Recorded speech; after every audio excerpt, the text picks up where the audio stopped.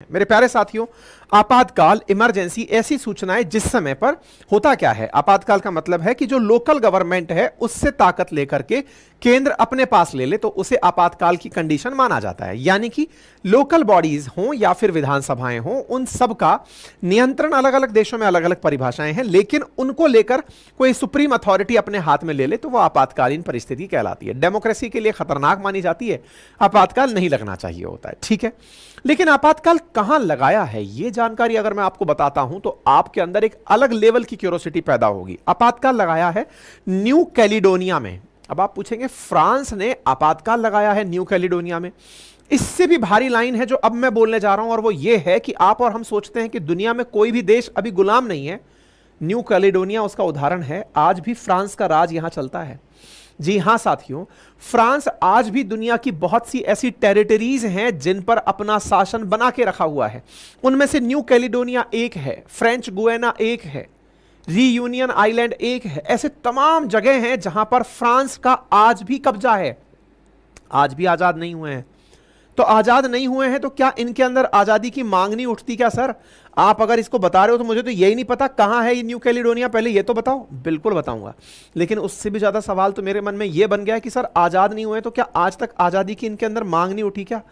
उठती है। उसी से तो यहां आपातकाल लगा है ना इंटरेस्टिंग। एक देश जिसे मैप पर ढूंढने के लिए संभवतः आपको जूम करना पड़े, आपको ढूंढने के लिए अगर मेरा पेन ऐसे चल जाता तो संभव है कि आपको एक नया कैलिडोनिया बना हुआ दिखाई दे जाता। इतना सा पेन चल जाता तो हो सकता है आप कहते कि कैलिडोनिया बन गया, फिर कोई किरीबाती बन गया, कोई ना कोई आइलैंड बन गया होगा। विचार करिए, इत्तू सा देश है जिसको अगर आप में से बहुत सारे लोगों ने तो आज से पहले ऑब्जर्व भी नहीं किया होगा कि अच्छा यहां पर भी कोई देश होता होगा क्या। हम ऑस्ट्रेलिया और न्यूजीलैंड खोज के खुश हो जाते हैं। ऑस्ट्रेलिया के बिल्कुल बगल में जो ओशिनिया का इलाका है, जहां पर कभी कहा गया था कि यहां 8वां कॉन्टिनेंट हो सकता है। 8वां कॉन्टिनेंट कैसे भाई? एशिया है, ऑस्ट्रेलिया है, अफ्रीका है, यूरोप है, नॉर्थ अमेरिका है, साउथ अमेरिका है और अंटार्कटिका है। इसके अलावा एक 8th कॉन्टिनेंट की चर्चा और होने लगी थी, अगर आपको ध्यान हो। उस 8th कॉन्टिनेंट के अंदर ही ये न्यू कैलिडोनिया है। तो अगर हम ये कह रहे हैं कि फ्रांस ने आपातकाल लगाया है तो ये फ्रांस ने आपातकाल कहां लगाया है, ये बड़ा इंटरेस्टिंग है। अब एक और बात सुनिए, मैप पर अगर फ्रांस को खोजेंगे तो साहब ये एक अलग लेवल की जानकारी है। कैसे? देखिए, ऑस्ट्रेलिया की बगल में कहीं यहां पर देखो, इस मैप ने तो दिखाना ही उचित नहीं समझा। कैलिडोनिया यहां कहीं पड़ा हुआ है ना। फ्रांस कहां है? यूरोप में बैठा हुआ देश है। इस समय यूरोप की सबसे बड़ी इकोनॉमी आफ्टर जर्मनी है। अब साहब यहां पर फ्रांस बैठा हुआ है और यहां पर कैलिडोनिया है, इन दोनों का क्या संबंध है? इसी में ऐतिहासिकता छुपी है। मेरे प्यारे साथियों, यूरोप के इन देशों ने दुनिया भर पर खूब राज किया। थोड़ा सा मतलब अपने दिल के गुबार निकाल लें, इन्होंने दुनिया पर खूब राज किया क्योंकि खुद के पास कभी कोई संसाधन थे नहीं। संसाधनों के अभाव में दुनिया भर पर, क्योंकि इनको कभी ना कभी कुछ लोग ऐसे मिल गए जिन्होंने औद्योगिकीकरण का सूचना दे दिया कि उद्योग धंधे लगते हैं। उद्योग धंधे लगते हैं तो बोले चलो कच्चा माल चाहिए, कच्चा माल चाहिए तो हम जैसे देशों को गुलाम बनाया गया। अब इनके यहां पर रहने वाले लोग, अब जिस आप फ्रांस की बात कर रहे हैं तो इसके ऊपर यहां पर ही यूके बसा हुआ है। यूके भी पैरेलली दिमाग में चलना चाहिए। बोले सर यूके की क्या कहानी है? सारी बातें बताता हूं। ये वो लोग थे जिन लोगों ने पूरी दुनिया को अपने इस्तेमाल के लिए सर्च करना जारी रखा। अगर मैं कई बार अपने और इनके बारे में डिफरेंस खोजने निकलता हूं तो सबसे बड़ा डिफरेंस यह निकलता है कि हम लोग अपनी जगह से इतना प्यार करते हैं कि उसे छोड़कर कहीं बाहर जाना ही नहीं चाहते। भारत के लोगों का यह रिवाज है कि घर नहीं छोड़ के जाना। होम सिकनेस इतनी है कि आधी तनख्वाह पे काम कर लेंगे लेकिन घर में ही रहेंगे, बिल्कुल घर के नजदीक ही नौकरी करेंगे। यह अधिकतम भारतीयों की मानसिकता है। आपको पता है, हम पर राज होने से पहले भारत के लोग समुद्र में जाना पाप मानते थे कि यार समुद्र की यात्रा तो पाप करने जैसा है, इसमें नहीं जाएंगे हम इतना ज्यादा संकेंद्रित थे अपनी जगह से। और इसके उलट इनके यहां पे क्या है? इनके यहां पर मानते हैं कि पूरी दुनिया ही तो अपनी है, जहां जाएंगे वहां रहेंगे, रहना ही तो है। इतनी स्वच्छंदता है। इसी स्वच्छंदता का परिणाम क्या निकला कि इन्होंने दुनिया भर की जगहों को बिना डरे एक्सप्लोर किया। आप और हम अगर कहीं 2-5 किलोमीटर दूर, 10-50 किलोमीटर दूर अगर कोई घर बना हो ना, तो उसके लिए भी डरने लगते हैं कि यार इतना दूर जाके कौन रहेगा, घर के नजदीक होता तो कोई मतलब था। इन लोगों ने अनजान जगहों पर यात्रा करना जारी रखा। आप पूछेंगे कि ये कुछ ज्यादा नहीं हो गया? सच्चाई है ये मेरे प्यारे साथियों। ऐसे ही एक बार आदमी था जिसका नाम था कुक। वो खोजते खोजते जेम्स कुक ऑस्ट्रेलिया पहुंच गया। ऑस्ट्रेलिया पहले दुनिया को नहीं पता था। आप कहेंगे क्या ऑस्ट्रेलिया में जनता नहीं रहती थी? क्या रहते थे, यहां आदिवासी टाइप के लोग जो हैं वो रहते थे, कि भाई यहां के अपने नोमैड्स थे जो रहते थे। लेकिन जेम्स कुक खोजते खोजते यहां पहुंच गया और जाकर यूके वालों को बताया कि देखो मैंने आपके लिए एक जगह खोज ली है। यूके वालों को भी लगा यार कुछ ज्यादा दूर नहीं खोज लिए क्या तुमने? बोले हाँ ज्यादा दूर तो है। बोले कुछ खासियत है क्या यहां पे? बोले कुछ खासियत नहीं है, केवल डेजर्ट ही डेजर्ट है। आपको पता है ना ऑस्ट्रेलिया में जबरदस्त पूरा की पूरा एरिया, मतलब 3/4 से ज्यादा एरिया डेजर्ट है। उसके बावजूद भी ऑस्ट्रेलिया डेवलप्ड कंट्री है। इन्होंने यहां पर पूरा कोस्टल एरिया पर, आज पूरा ऑस्ट्रेलिया बसा हुआ है, कोस्ट पे बसा हुआ है, पूरा सी बीच पे रहते हैं ये लोग। बोले डेजर्ट है क्या? बोले हाँ। बोले मजा आ गया। बोले कैसे? बोले अपने देश में कोई उधम मचाएगा ना, अगर कोई व्यक्ति ऐसा होगा जो अपने देश में बदमाशी करेगा तो उसको ऑस्ट्रेलिया छोड़कर आ जाएंगे। मतलब सोचो, यहां से रहने वाले लोग, कुक ने जो जगह बताई ऑस्ट्रेलिया, उसे देखकर इतने खुश हुए कि बेटा अगर किसी ने बदमाशी करी ब्रिटेन में तो उसे ले जाकर पूरे रास्ते यूं घुमाते घुमाते ऑस्ट्रेलिया छोड़ाएंगे ताकि वो वापस आ ही नहीं पाएगा। आपको पता है ऑस्ट्रेलिया ब्रिटेन ने अपनी पनिशमेंट कॉलोनी के नाम पर बसाया था। आप कहेंगे जा बात चल रही है न्यू कैलिडोनिया की, चर्चा चल रही है फ्रांस की, चर्चाएं हो रही हैं ऑस्ट्रेलिया की, यूके कहानी में आ गया। चल क्या रहा है? थोड़ा रुको जरा और थोड़ा सुनो। यूके वालों ने इंडिया में भी अंडमान निकोबार कुछ ऐसे ही एक्सप्लोर किया था। अंडमान निकोबार की सेल्यूलर जेल में ही भारत के क्रांतिकारियों को रखा जाता था, या फिर जिन्होंने ब्रिटिश शासन के समय पर अपराध किया हो उन्हें काले पानी की सजा दी जाती थी कि ले जाओ इन्हें और जाकर के पानी से इतना दूर छोड़ दो कि ये लौट कर वापस ना आ सकें। बहुत बढ़िया। अब आज का इस घटना से क्या लेना देना है, तो सुन लीजिए कि क्या लेना देना है। जो काम ब्रिटेन ने ऑस्ट्रेलिया के लिए किया कुक के कहने पर, यह कुक ने केवल यही खिचड़ी नहीं पकाई, यह खिचड़ी पकाते हुए थोड़ा और पूर्व में निकला और एक जगह और खोज दिया जिसका नाम कैलिडोनिया था।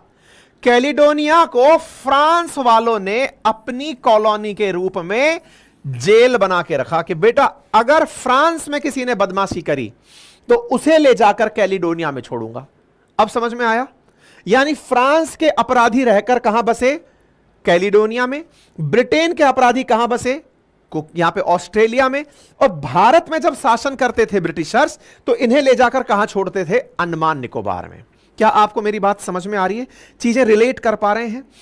तब से कैलिडोनिया। अच्छा, अब आपके दिमाग में एक खबर बनेगी, सर यहां पर कोई और लोग पहले नहीं रहते थे क्या?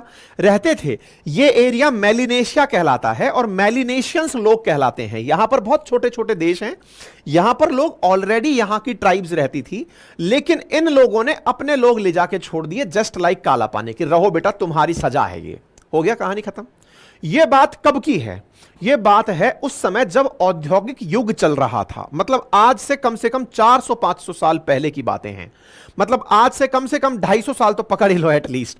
उतने साल पहले की बातें हैं कि इन लोगों ने इन जगहों का एक्सप्लोर किया था। आज क्या है फिर? आइए तो फिर आज के मुद्दे पर आते हैं। फ्रांस ने इसी कैलिडोनिया, न्यू कैलिडोनिया पर इमरजेंसी डिक्लेयर कर दी है। यह सुर्खी है। आपके दिमाग में सवाल बनेगा, एक मिनट सर, न्यू कैलिडोनिया में ये न्यू क्यों लगा हुआ है? मैंने कहा मतलब बोले सर कैलिडोनिया में न्यू, असल मायने में क्या है, यूरोप में एक पर्वत है, उस पर्वत का नाम कैलिडोनियन पर्वत है, प्लेट्यू है। उस कैलिडोनियन को देखकर कुक को याद आ गई कि यार ये तो वैसा लगता है, तो बोले चलो इसका नाम न्यू कैलिडोनिया कर देते हैं। जैसे ऑस्ट्रेलिया में कई जगहों के नाम ब्रिटेन के नाम पर रखे हुए हैं, बिल्कुल वैसे ही न्यू साउथ वेल्स रखा हुआ है, विक्टोरिया डिजर्ट रखा हुआ है। ऐसे ही बोले यार ये बिल्कुल अपने कैलिडोनियन प्लेट्यू पठार पर्वत जैसा दिखता है, इसका नाम न्यू कैलिडोनिया रख देते हैं। तो स्थिति समझ में आई पहले आपको? अब मुद्दे पे आते हैं। ऑस्ट्रेलिया ने यहां पर अपने द्वारा इमरजेंसी डिक्लेयर की है क्योंकि कुछ लोग प्रोटेस्ट कर रहे थे। और उन प्रोटेस्ट में लगभग 4 लोग मारे जा चुके थे। तब से अचानक जज्बात बदल गए सर, 250 साल के बाद अभी तक। मैंने कहा जी हां, अब तक ऑस्ट्रेलिया फ्रांस वाले कैलिडोनिया पर अपना राज रखते हैं। ये कुछ तस्वीरें हैं जो बयान कर रही हैं कैलिडोनिया के हालात। डेवलप्ड जगह दिखती है, जबरदस्त फ्रूटफुल जगह है। सड़कों पर मचा हुआ इस समय कोहराम देख सकते हैं, सड़कों पर उतरी हुई फोर्स देख सकते हैं, जनता द्वारा लगाई गई आग देख सकते हैं, उतरती हुई सेना देख सकते हैं। हर तरफ यहां पर कुछ ना कुछ हो रहा है। ये तस्वीरें बयान कर रही हैं कि यहां कैलिडोनिया में कुछ अच्छा नहीं चल रहा है। तो सर ये लोग कौन हैं जो हाथ में झंडा उठाए खड़े हैं? देख करके तो ये फ्रांसीसी नहीं लगता, देख करके तो ये थोड़ा डार्क कॉम्प्लेक्शन के लोग लग रहे हैं। फ्रांसीसी थोड़ी गोरी चमड़ी के लोग होते हैं। बोले सर आप रंग के आधार पर विभेद कर रहे हैं ना लोगों को? नहीं, मेलिनेशियंस लोग हम लोगों को उनके जैसे दिखावे से, पहनावे से जज कर पाते हैं। तो यार देख करके तो ये लोग फ्रांसीसी से तो नहीं लग रहे। बिल्कुल सही सोच रहे हैं आप। तो ये कौन लोग हैं? ये लोग वहां के नेटिव लोग हैं। कहां के? कैलिडोनिया के। कैनिन्स कहलाते हैं। कैलिडोनिया के अपने लोग हैं। चाहते क्या होंगे? कॉमन सेंस लगा लो, क्या चाहते होंगे? चाहते यही होंगे कि जो गोरी चमड़ी वाले फ्रांसीसी हैं वो यहां से चले जाएं, नंबर 1। और आज का मुद्दा क्या है? आज का मुद्दा यह है कि कैलिडोनिया की संसद में अभी तक तो इन कैनिन्स को, यानी कि न्यू कैलिडोनियन लोगों को अपना मतलब वोट देने का, अपनी बात रखने का अधिकार था। अब वही अधिकार फ्रांसीसी लोगों को भी दे दिया गया है। इस कारण से यह सारा की सारा मसला इरप्ट हुआ है। यहां तक कहानी समझ में आ गई, आज का मुद्दा समझ में आ गया। अब थोड़ा इतिहास जान लेते हैं। क्या इतिहास है इस न्यू कैलिडोनिया का? कितने लोग रहते हैं, क्या करते हैं? ये सारी बातें आज के सेशन में चर्चा करते हैं। हाँ भाई, एक बालक है पंड्या कोलैब लिख रहे हैं सर, आवाज तेज करिए। यार आवाज तो ठीक ही है गुरु यार। भाई बहुत है, तुम बढ़ा लो अपनी आवाज, स्पीकर पे लगा लो गुरु। अपन से इतना ही हो पा रहा है और अपन को सेटिंग भी समझ में नहीं आती। मामला बिगड़ गया तो दिक्कत हो जाएगी। ठीक है, तो मुद्दा यह है कि यहां पर ऑस्ट्रेलिया के अंदर न्यू कैलिडोनिया, ऑस्ट्रेलिया के बगल में न्यू कैलिडोनिया दिखाई दिया। न्यू कैलिडोनिया 24,000 स्क्वायर किलोमीटर में बसा हुआ क्षेत्र है और यहां पर 2.5 लाख के आसपास आबादी रहती है। इतनी सी आबादी सर, इतना तो हम लोग काउंटिंग में काउंट नहीं करते। कितनी आबादी बता दिया आप। हाँ, जब आपको मालदीव्स बगल में बैठकर 5 लाख की आबादी से परेशान करता है तब तो आप इंटरेस्ट लेते हैं। तो भाई या फ्रांस वालों के लिए तो कैलिडोनिया की 2.5 लाख की आबादी भी बड़ी आबादी होगी। थोड़ा वेटेज दीजिए। 5 लाख की आबादी वाला मालदीव्स हमारे लिए जब इतना मैटर कर सकता है तो फ्रांस के लिए 2.5 लाख की आबादी वाला नहीं करेगा क्या? बोले हाँ, आर्ग्यूमेंट तो सही दिया है। तो इस आर्ग्यूमेंट के बारे में अब थोड़ा सा और आगे बढ़ते हैं। आपको याद होगा कुछ समय पूर्व एक सुर्खी मार्केट में आने लगी थी कि दुनिया ने एक नया आइलैंड वो खोज लिया है, कॉन्टिनेंट खोज लिया है। लास्ट ईयर काफी ज्यादा करंट में चर्चा में रहा था और उस कॉन्टिनेंट का नाम था जीलैंडिया। अगर आपको याद हो तो हमने कॉन्टिनेंट्स में Australia, Asia, Europe, Antarctica, France, Africa, इन सबके साथ साथ एक और कॉन्टिनेंट की चर्चा की थी जिसका नाम था जीलैंडिया। उस जीलैंडिया में न्यूजीलैंड तो है ही है, उसी जीलैंडिया का हिस्सा है न्यू कैलिडोनिया। यानी इसका बहुत सारा हिस्सा पानी में डूबा हुआ है। अदरवाइज ये प्रॉपर जीलैंडिया एक बड़ा सारा क्षेत्र है जो कि कॉन्टिनेंट की तरह ही काफी सारा बड़ा क्षेत्र रखता है। बस इसका जो क्षेत्र दिख रहा है उसमें न्यू कैलिडोनिया और न्यूजीलैंड दिख रहा है। आई बात समझ में? कैलिडोनिया क्लियर हुआ? ये रहा आपके सामने, यहां पर हमने बता दिया जीलैंडिया के अंदर ये रहा आपका कैलिडोनिया, न्यू कैलिडोनिया। ठीक है साहब, न्यू कैलिडोनिया के अंदर अब थोड़ा और आगे चलते हैं। बोले क्यों चलें? हमको इंटरेस्ट ही नहीं है इस बात में चलने के लिए। समझ लीजिए, दुनिया की बहुत सी चीजें आपको इसलिए समझनी होती हैं क्योंकि बहुत सारी चीजें आपके पास ना घटी हों लेकिन उन अनुभवों से आपका जीवन बन सकता है। क्या प्रवचन दे दिए आप! अरे भाई रियलिटी है। भगत सिंह जी, हमारे महात्मा गांधी जी, ये तमाम बड़े नेता जो हमारे देश के क्रांतिकारी थे, इन लोगों ने इतिहास के नाम पर दुनिया भर का ही इतिहास पढ़ा था कि रूसी क्रांति कैसे हुई, या फिर अफ्रीका उसने इटली ने किसी को कैसे हराया, इथोपिया ने किसी को कैसे हराया, दक्षिण अफ्रीका के अंदर बोअर युद्ध कैसे हुआ। इन सब के बारे में पढ़ पढ़ करके ही, दुनिया भर के संग्राम पढ़ करके ही मोटिवेशन लोग लिया करते हैं। चाहे फिर नेल्सन मंडेला ने गांधी जी को पढ़ा हो कि गांधी जी ने कैसे अंग्रेजों को भगाया, सब लोग एक दूसरे से मोटिवेशन लेते हैं। अंतरराष्ट्रीय चीजें इसलिए जाननी होती हैं कि कोई ना कोई केस स्टडी बनता है आपके लिए। तो फिलहाल कैलिडोनिया के बारे में समझिए। देखिए, कैलिडोनिया के अंदर अगर आप गहराई से चलते हैं तो यहां पर आपको इसकी राजधानी समझ लेना चर्चा में आ सकती है। और जो लोग ज्योग्राफी थ्रू मैपिंग पढ़ना चाहते हैं वो ये ध्यान दें कि आपसे भविष्य में इस तरह के प्रश्न पूछे जा सकते हैं। नौमिया आज के समय पर सुर्खी में था, ये कहां है? अब नौमिया को नाउमिया करके ढूंढते रहोगे, पता नहीं कहां है, लेकिन ये सुर्खी में था, कैपिटल थी। अब आप पूछेंगे अरे सर ऐसे तो दुनिया में पता नहीं कितनी, अरे मेरे भाई, नाउमिया के ऊपर आज एक ऐसा एग्रीमेंट पढ़ाएंगे जिसके चलते न्यू कैलिडोनिया आज तक गुलाम है। ये नाउमिया डिक्लेरेशन, नाउमिया एग्रीमेंट है जिसके चलते फ्रांस का गुलाम बना हुआ है। अब तो पढ़ेंगे, तो ये बहुत इंपॉर्टेंट चीज हो जाती है आपको पढ़ना, ठीक है ना। अच्छा, तो न्यू कैलिडोनिया के अंदर जो मेजर एरिया है उसका नाम ग्रैंड टेरे है और दूसरे का नाम लॉयल्टी आइलैंड है। तो अब इन दोनों के अंदर थोड़ा और बढ़ते हैं, चलिए आगे बढ़ते हैं। तो अब साहब आपको मैं थोड़ी जानकारी यहां पर बेसिक रूप से देना शुरू करता हूं। देखिए, अगर आप ऑस्ट्रेलिया की बगल में न्यू कैलिडोनिया और यहां पर बाकी जो आइलैंड्स को देखते हैं, फ्रांस वगैरह जितने भी देश थे ना, जब औद्योगिक युग के अंदर बसे थे तो इन्हें कच्चा पदार्थ तो मिल रहा था, लेकिन साहब खुद तो पूरी दुनिया खोजने निकले हुए हैं। तो भाई काम करने के लिए लोग चाहिए होते थे, काम करने के लिए लोग चाहिए होते थे। तो इसको ऐसे समझिए, शुरुआती समय पर तो क्या था कि इस पूरे क्षेत्र को जब कब्जा किया इन लोगों ने तो अपने लोगों को पनिशमेंट के रूप में यहां भेज दिया जाता था। शुरुआती रूप में यहां पर कुछ फसलें पैदा की जाती थी और उन फसलों को ले जाकर ये अपने साथ चले जाते थे, लेकिन उन फसलों से लाना ले जाना बहुत महंगा पड़ता था। तो बोले अब क्या करें, यहां की कोई उपयोगिता सिद्ध नहीं हो रही। तो आपको याद हो तो उद्योग धंधे आजकल बहुत ज्यादा मशीनीकृत हुए हैं, अदरवाइज पहले तो कोयला डालने के लिए भी 50 लोग चाहिए होते थे। आपने बहुत सी पुरानी फिल्में देखी होंगी जिसमें कि ट्रेन चलती रहती है, तो ट्रेन जो स्टीम से चल रही है उसमें भी कोयला डालने के लिए बहुत सारे लोग लगे रहते थे, है ना। एग्जैक्टली सोचिए, बड़ी फैक्ट्री चल रही होगी, इंजन बिजली पैदा करनी है तो कोयला चाहिए। ऐसे ही पानी का जहाज चल रहा है, उसमें कोयला चल रहा है तो लोग चाहिए। तो लोगों की बड़ी जरूरत होती थी। और फ्रांस में मुट्ठी भर लोग जिन्होंने दिमाग से दुनिया पर राज किया, तो बोले यार अपने पास स्लेव्स नहीं है, नौकर नहीं है, अब नौकरों को तनख्वाह कौन दे? तो बोले ऐसा करो कि जहां जहां कब्जा कर रखा है वहां से स्लेव्स ले आओ।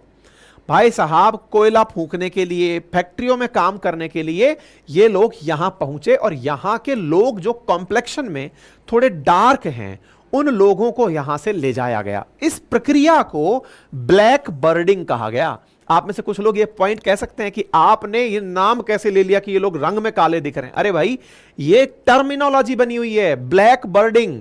यहां से लोगों को उठा के ले जाया जाता था कि चलो चल करके वहां पर काम करना, और यहां से बड़ी संख्या में कुछ लोगों को यहां से यहां लाया जाता था कि चलो गन्ने की खेती करेंगे, ये कह करके लॉयल्टी से ग्रांड टेरे लाए, ग्रांड टेरे से जहाज में भर करके ले गए। और जहाज में कुछ इस प्रकार से आप देखें, ये तस्वीरें बयान करती हैं। इन तस्वीरों को अगर आप देखें तो ये फ्रांसीसी सैनिक खड़े हुए हैं और इस तरह से गहराई में ठूस ठूस करके इन लोगों को काम कराने के लिए इधर उधर ले जाया जाता था। फ्रांस ने 1853 में इस द्वीप पर कब्जा किया था, अपने यहां पर सजा पाने वाले लोगों को छोड़ा करता था।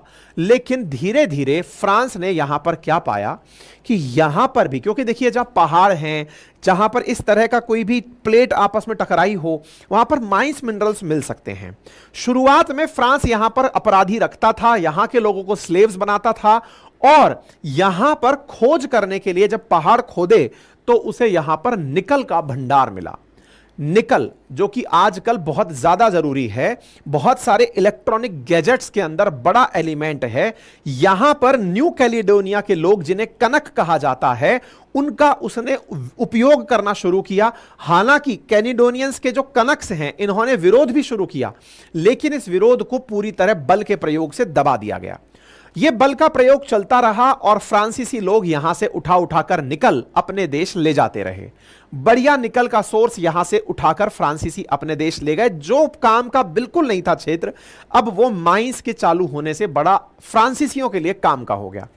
आज तो इसका महत्व आप ऐसे समझिए कि जिस पानी में, पैसिफिक ओशियन में कैलिडोनिया है, वहां पर फ्रांस ने बकायदा अपना नेवल बेस बनाया हुआ है, अपनी सेना को बिठा के रखता है। भाई फ्रांस भी छोटी मोटी पावर थोड़ी है।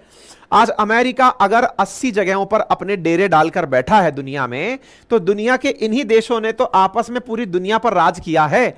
चाहे इंडियन ओशियन हो, वहां पर रियूनियन आइलैंड हो, पैसिफिक ओशियन हो, वहां पर कैलिडोनियन आइलैंड हो, इस प्रकार से ये लोग, एटलांटिक ओशियन हो, वहां पर फ्रेंच गुएना हो, ये लोग हर जगह अपना बेस, इवन पर्शियन गल्फ के अंदर, यूएई के अंदर अपना बेस बना रखा है। फ्रांस भी हल्की पावर नहीं है, बड़ी पावर कंट्री है भाई। वर्ल्ड वॉर के अंदर अमेरिका अड़ते नहीं थे इसके पीछे। वर्ल्ड वॉर ब्रिटेन और फ्रांस ने मिलकर ही तो लड़ा है।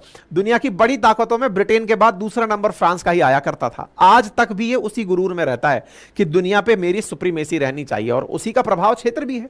ठीक है, तो कनक लोगों ने यहां पे विद्रोह किया, फ्रांसीसियों ने इसको दबाना शुरू कर दिया। अब आप सोचिए, जिस दौर में आप और हम आजादी का मांग कर रहे होंगे, उस समय कनक लोगों के दिमाग में क्या चल रहा होगा।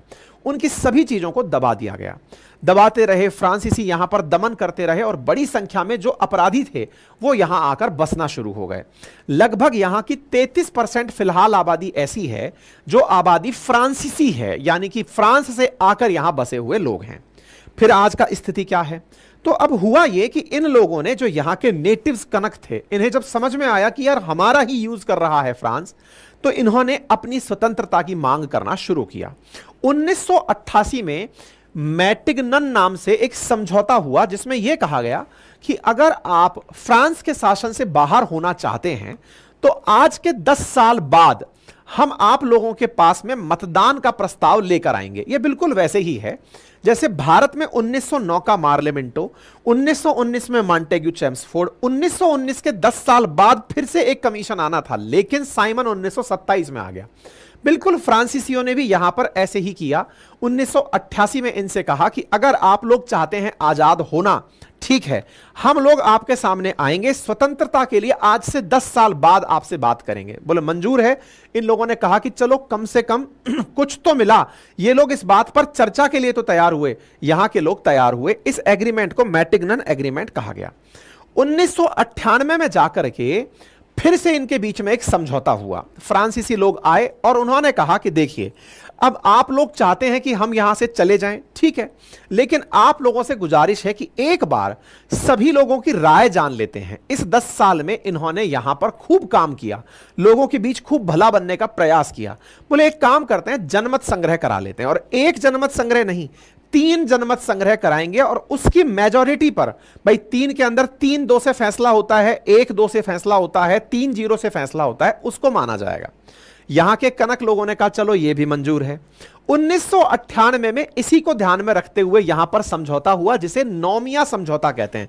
यह नोमिया है जो इनकी कैपिटल है। इस नोमिया समझौते को ध्यान रखिएगा, ठीक है साहब। 1998 में इन्होंने जनमत संग्रह का प्रस्ताव रखा।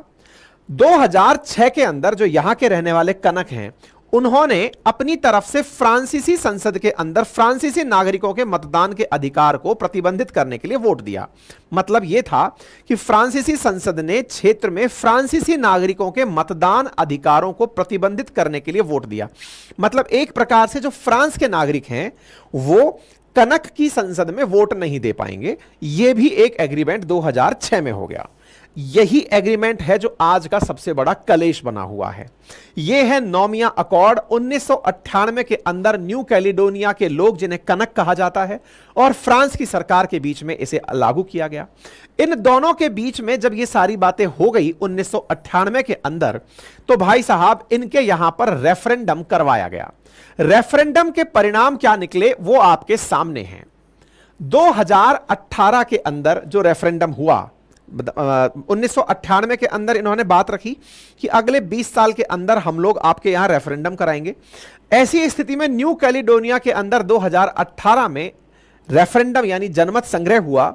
उसमें से 57% लोगों ने कहा कि वो फ्रांस के साथ ही रहना चाहते हैं, वो आजादी नहीं चाहते। जो आजादी चाहते हैं वो यस करें, जो आजादी नहीं चाहते वो नो करें।